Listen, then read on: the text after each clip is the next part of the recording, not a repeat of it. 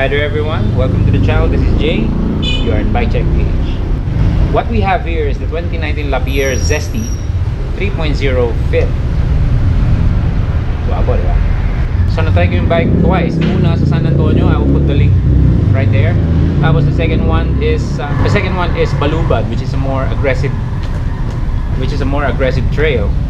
So as declared, this is an AM or all mountain bike. So ibig sabihin that's between XC and Enduro. Ano ba yun? Yung geometry yan. Like for example, sa fork, kung i-compare mo siya sa XC, ang XC medyo mas nakatayo ang fork, so medyo nakahiga siya. Pero kumpara naman sa Enduro bike, sa full Enduro bike, mas slack yun or mas medyo naka-angle pa forward yung Enduro. Kasi pagka Enduro, dinesign talaga yun more on descent. So kapag nagdi-descent ka, tapos medyo nakahiga yung fork mo. Pero so parang kahit naka-angle ka pababa, medyo parang ano ka pa rin. Nile-level niya. Plus, mas applicable yung ganong angle sa tama ng bumps going a little downhill. But going a little more XC, kasi ang XC is more efficient sa pedaling compared sa mga enduro bike, ano? So this is somewhere in between. So mas capable siya sa rough road descents, pero capable din siya on pedaling. So, 'di ba? The best of both worlds. Nag-research ako ng konti about this frame. This is available in aluminum and carbon actually, pero this one is aluminum. So nag-research ako ng konti tungkol sa frame na to, and I've discovered na nagsishare siya ng frame sa Spicy. So Zesty and Spicy has a similar frame, if not identical, ano? Ang difference lang is yung suspension. So pwede mo siyang ilipat-lipat, kaya nga they say that it's fit. So sa Spicy, mas mahaba yung rear suspension na nakalagay, and it's a coil spring suspension. By just replacing the fork and the rear suspension, magiging full enduro na yung geometry niya. So parang ganon, ano? So available in small, medium, and large. Ang medium and large 29er nakakabit. Yes, pwede siyang 29er, even this frame. So the frame and the fork can accommodate 29 size wheel set. Nagtry ako ng 27.5 by 2.8, tapos ang rims niya ay 40mm. Pasok, kasya rin. So pwede siya ng 27.5 plus pwede rin siya ng 29er. Yung 29 plus tinesting ko medyo kasya, pero ano na alanganin na, pero kakas, pero pasok. Pero it's not recommended kasi if you're going to use this for trail, you need that mad clearance, diba? Yung mga clearance dito. So check natin kung ano yung mga included parts niya. So the frame is aluminum, small ang size. This is a full suspension, all new on design ng Lapierre ngayon. So this is a new suspension design para sa kanila. The design is a little parang floater, pero baligtad. Ang floater kasi kapag lumalaro yung suspension mo, so tumataas yung rear size, napepress mo yung ibabaw, sa floater bumababa yung ilalim. So this one, kapag pinress mo to, you're actually pressing the shock from both sides. So parang ino-compress mo yung shock every time the wheel races. A certain angle, hindi mo makikita yung shock absorber. Yan, and this one is a flip chip. So if you're going to use a 29er size wheel set, babaligtarin mo lang to. So yung pivot ng rear triangle niya is atras ng I think just 5mm para ma-compensate niya yung pagbabago ng geometry sa 29er wheel set. Pero it is capable and it is ready for 29er. The seat stays are aluminum, 2-piece to. So yung left and right is magkabukod. Meron siyang joint sa rear side. The chainstay is 1-piece. So the bottom bracket is press fit. Ang seat tube niya medyo unique, 'di ba? So pumasok yung shock absorber sa gitna. So the seat tube is actually hanggang dito lang. And the clamping is 31.6. The bottom tube is massive, hindi ko siya kayang hawakan, as you can see. Sobrang laki ng ilalim nito. It offers the option to put in bottle cage, pero wala ako napagkasyang bote rito, yung malaki, yung maliit, tukod sa top tube. Ang napagkasya ko lang is yung maliit na bote ng mineral water, mula sa harap hanggang likod, pababa. And hydroform tubing, merong bending near the seat tube, so it offers better standover clearance. The head tube is tapered with integral headset. Lahat ng cable is internal routing, malinis. Halos wala kang makitang cable sa likod. The frame is 1x specific, wala kang option ng FD, pero meron kang mounting ng chain guide. So this is for 1x only. Meron pa siyang clearance, so I think you can still use around 34 teeth. Kasi this one is 30 lang, pero may space pa siya. The cable routing goes underneath, and then pumasok sa loob ng chainstay then lumabas dito. This time, ang design nila hindi sumasayad. So mas maganda yung design ng cabling nito kumpara dun sa previous model. Chainstay protector is included, although hindi siya balot na balot, ibabaw lang. The linkage is full bearing, so may bearings sa joints, may bearing dito, this one both side, this one may bearing sa ilalim is bushing. Yung top mounting ng rear shock is what they call the trunnion mount. Actually yung trunnion mount, ano yan ginagamit yan sa kanyon or sa barrel ng kanyon. So ibig sabihin lang yung mounting is ibinuka nila. So before ang design is magkadikit yung mounting na yan. This time binuka sila, it's wider than the canister, so nakapaglagay sila ng bearing kasi mas maluwag. Now sa baba ganun pa rin, yung old design pa rin which uses bushing. So parang ganito naman ngayon, yung GT Force ganito rin, yung nakaraang Lapierre ganito rin yung mount. The rear shock pala nito is Lapierre. Ewan ko pero it shouts Rock Shocks. Interesting. Pero similar siya sa ganitong mount. So sa mga Rock Shocks ganito yung mga yung mga nakita natin sa mga previous reviews. Sa bottom pivot, it also uses bearing. This one mas malaki. So syempre, ang lumalabas ang bushings lang is yung bottom mount ng rear shock absorber. So this is air. It has a rebound adjustment and meron din siyang lockout which doesn't totally lock. Gumagalaw pa rin siya pero limited yung movements. So it has a removable lockout, through axle, boost 148. The axle is 12 by 148 millimeters. So yung headset niya is FSA Orbit tapered. The stem is Lapierre full CNC. Ang sabi sa specs is full CNC. Pero the way I see this, parang sand casting to And it doesn't have a Lapierre brand. This one is sa headset to sa cup yan. So yung stem, yung ibang mga model ng Lapierre na dumating sa akin, may Lapierre markings yan. This one, it doesn't have Lapierre branding. Mukha nga OEM The handlebar is LP Racing Components. So aluminum to, 6061, 760mm wide, 15mm rise. Ang clamping niya dito is 31.8. The grips are LP lock-on grips. Hydraulic dropper, cable remote or mechanical. The seat post is Lapierre Racing Components.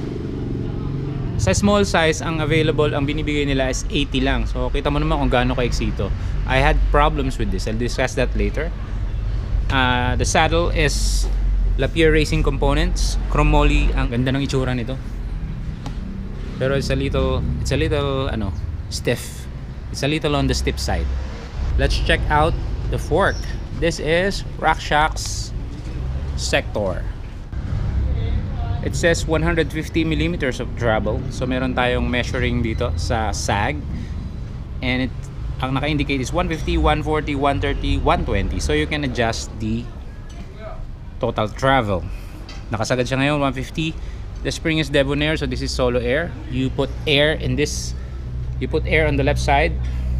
So this is the air chamber. So yan ang niya, Schrader bulb. The mounting is post mount 160mm. Merong adapter kasi ang nakakabit na rotor sa front is 180mm. So the axle is 15 by 110mm. The wheel is 29"". So pang 29er talaga tong fork. And the offset is 51mm. Ano yung offset? Kapag ginugil mo, ang offset actually is yung straight line dito, tapos yung distance niya sa center. Kasi kung titingnan mo, hindi naman nakapantay yung axle sa mismong diretsyo ng fork, diba? So meron siyang offset dyan. Pero pag sinabing 51mm sa Rock Shocks, yung offset na yan is nanggaling sa center ng steerer. Kasi kung tititigan mo yung steerer o yung mismong axle o yung point of rotation ng steering mo, naka-offset na yan dito sa stanchion. So yung distance na yan at yung distance nitong baba, yung total nilang layo is 51mm. Ang front hub is Shimano MT400 non-series. Check it out, it's center lock. Yung rim is Mavic EX630 27.5. Ang tires ay High Roller 2 27.5 by 2.5. So tubeless ready. The rear caliper mounts is post mount. Wala siyang adapter. So 180mm. Ibig sabihin, this is the smallest that you can fit. So guess what? Yung rim sa harap is EX630. Ang nakalagay sa likod is EN627. So ibig sabihin mas malapad yung rims niya sa harap. The tires sa likod is also high roller 2. Crankset is FSA Gamma Pro. Hollow axle. 4 bolts ang mount, and it mega to 30 teeth narrow wide. The bike doesn't comes with a pedal. Lahat naman ng build bike walang pedals.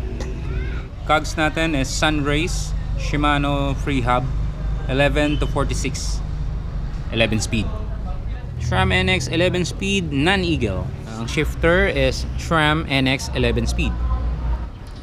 The brake sets are Shimano non-series MT400. Gagawin ko ng sariling ng review to. So, punta naman tayo sa pros and cons. Unahin natin ang pros. Ano ba unang pro? Unang pro. Pare, it looks gorgeous pare. Wherever you go, people would notice it. Parang mainit sa mata. Kasi mukha siyang mukha siyang robotic. Parang mukha siyang futuristic. Mukha siyang robotic. I don't know, it just looks good. Number 2 na pro. It can accommodate several tire sizes. Kaya niya ang 29er.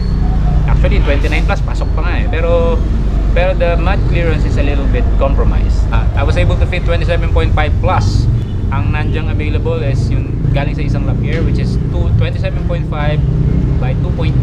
Tapos nakakabit pa siya sa 40mm na rim. So bukaka yung goma, malaki yun. Laki niya. Ang sabi sa website, the maximum is 2.6. I think 2.8, I think it would clear. Okay lang siya. It doesn't, the mud clearance is okay. Now, itong nakakabit is the 27.5. So yun, so meron kang different tire, different wheel size na kasya. So parang gusto mo mag 29er, bili ka na lang ng wheel set. O gusto mo mag 27 plus, palit ka lang ng rims.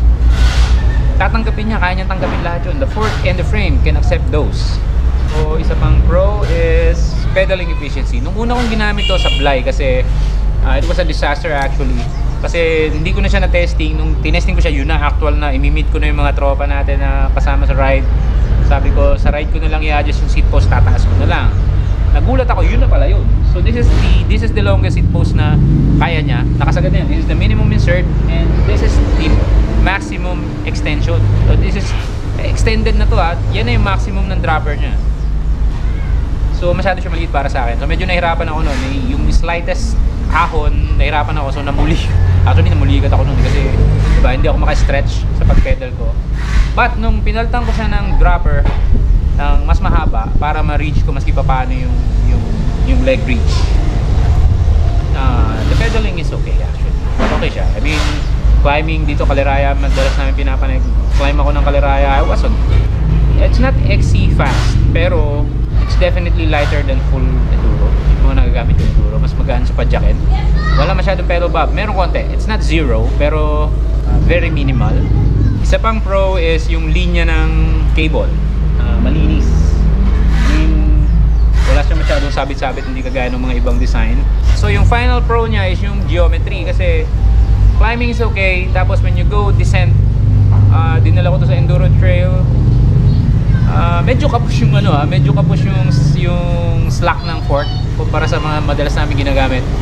But still, ano pa rin okay pa rin. Overall, masarap siya gamitin. So punta naman tayo sa cons. Ano yung cons? Kanina sabi ko sa pro, maganda yung cable routing. Maganda naman talaga yung dinaanan. Pero meron con sa kanya. Ano yung con? Ito.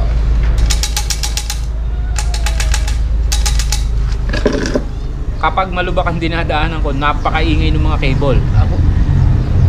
Humahampas yung cable sa loob. So wala siyang cable guide sa loob. Open to.